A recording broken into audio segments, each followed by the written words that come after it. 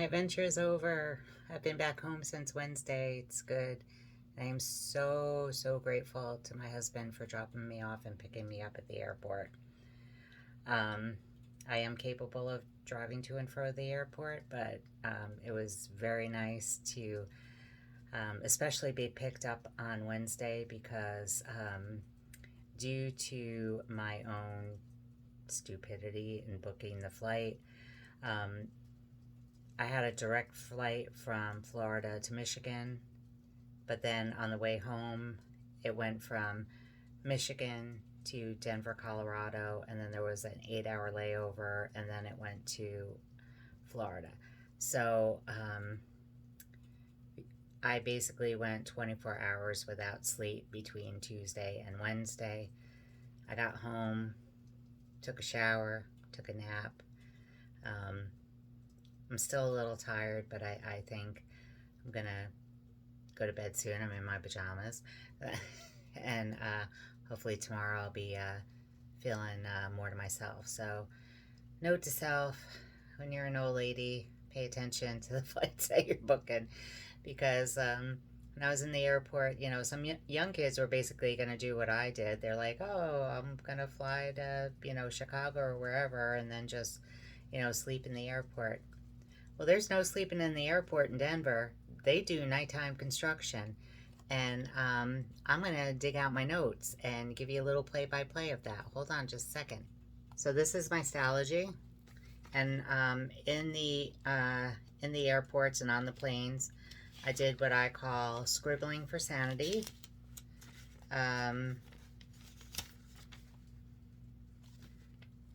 So let me see. Here are some highlights on the plane. Going to, I believe this was going to Denver. I said, "Oh my God!" A little girl was boarding and exclaimed, "Another line? Are you kidding me?" So then I wrote, "Wait till it's time to get off the plane, kid." And I was like, "Oh my God, people are still getting on." That flight was packed.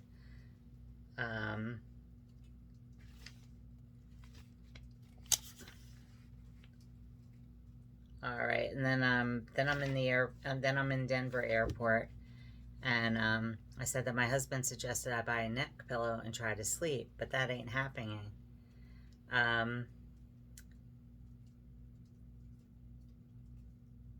The noise is horrible. It's like a drill is channeling the tormented screams of the damned. It stopped. Is it break time? Did a drop of holy water get on the demon drill?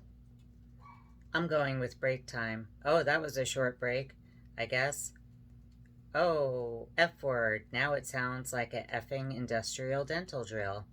I guess the devil has a cavity. Then I wrote about adding stuff to my packing list because ADHD. And then the drilling stopped. Now there's banging. Yay. I really want to wash my face. No, actually, I want to shower. Maybe around midnight I'll go to the bathroom to try and freshen up. That was midnight Mountain Time, which would have been about 2 in the morning Eastern. I should go to the airport store and pick up some food, in case it closes. Let me pack up and go. And then I said, I feel like the Ramon song, I Want to Be Sedated, because with the current noise level, it would take an effing horse tranquilizer to calm me down. Then I was talking about how I need to unpack and repack my laptop case so that professional volunteer stuff is out and work stuff is in. Because I work at different places sometimes now, so I have to sometimes take my laptop home and then go to wherever I'm going.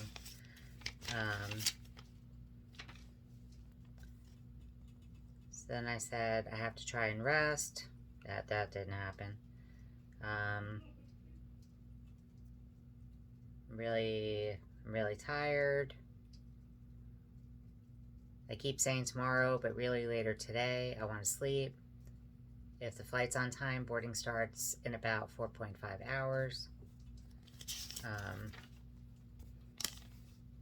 And then that was it. I got too tired to even journal. The last thing I said was times like this, I miss my mom. If she were here, we could people watch. And then I got a little morbid because my mom had passed a long time ago. So, yeah. So while I was at the Denver airport, they had these in a 3-pack. And I was like, ooh. Because I thought I was going to finish my Stalogy. And I was like, oh, I need something to write on. So I got, these are Moleskines. I don't know what size these are, but I'm going to find a use for them. I'm going to use these. Oh, look, they got a little pocket. Oh, I like that. So I might, I've been thinking that I want a traveler's notebook cover because my Stalogy got, you can't really, well, maybe you could tell right there. It got a little beat up because I just had it shoved in my fanny pack because this is my A6 cover, but it was too big for my fanny pack. But I wonder if this will fit in a passport size TN. Because I'm like, oh, I want a little passport size TN. And that way I can use it for traveling. Traveler's notebook, use it for traveling. See what I did there? Oh my God, I've been babbling for over 6 minutes. And I don't know, like, but yeah. My traveling helped me decide that a passport traveler's notebook would probably be useful for me. Because when I travel, I don't want to dig out my B6 planner out of my purse because I pack my purse. Like, everything's going, like, every square inch of space is getting in there. And one of the notes I took was that, like, oh, if I fly Frontier, you get a personal item that has to fit under the seat. So I'm like, my bigger purse, not my usual, like, coach that I carry around, my old coach, but my bigger purse, like, you know, that could actually kind of pass as luggage. Like, I could bring that and pack it, but I want to have something that's either in a pocket or in my little fanny pack or whatever that I could just grab. And don't say, oh, fanny pack's going to be another personal item. Like, nobody knew.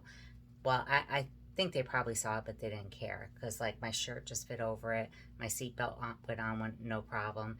It didn't take any extra space on either side of me. And it probably weighed less than a pound. So I think I really need, I want a traveler's notebook for when I travel. I want to have the cover. I want to have about 3 books in there. One that will be a reference for my, like, a master packing list and just some other reference notes. One that would be strictly for an itinerary, and one for me to stream of consciousness write so that I don't act a fool on an airplane. And then I also want either a little zip pocket or a craft folder so I can keep my receipts in there. So yeah, that's what I want. And then I'm also thinking of getting a little A9 Moterm to keep in my pocket for when I'm at work, for when I can't be at my desk at my planner. I can have this for either references or notes. But I think I'll go with the TN first, and then I'll worry about the A9.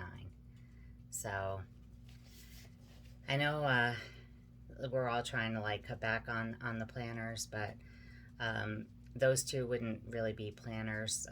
The traveler's notebook I would only use when I'm traveling, and then the A9 would be more for, like, just like a pocket guide for different things. It wouldn't really be planning because for part of the day I can get to my desk and look at my planners. So but that's all. So if you are traveling and writing helps with anxiety and different things like that, I highly suggest getting a notebook.